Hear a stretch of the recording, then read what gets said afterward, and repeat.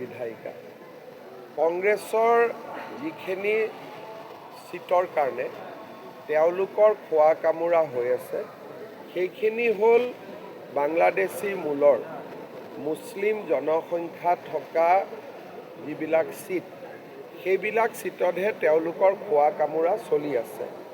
তাৰ পৰাই অসমৰ ৰাইজে এটা কথা বুজি পোৱা উচিত যে কংগ্ৰেছ দল অসম আৰু অসমীয়াৰ মাজত নাই।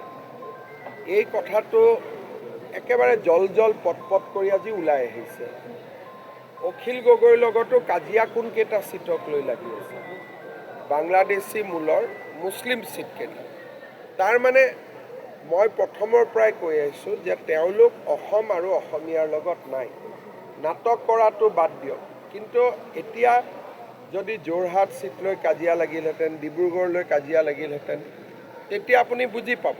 কিন্তু তেওঁলোকৰ আত্মাটো বা তেওঁলোকৰ আত্ম অভিমান স্বাভিমান তেওঁলোকে বাংলাদেশী মূলৰ মুছলিম মানুহৰ ওচৰত মৰ্টগেজ দি থৈ দিছে।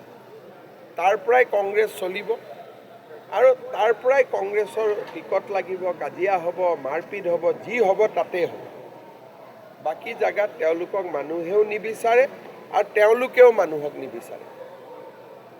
মামা বাৰু কাকো নালাগে আৰু মামাকে লাগে আমাক। দে বাবা।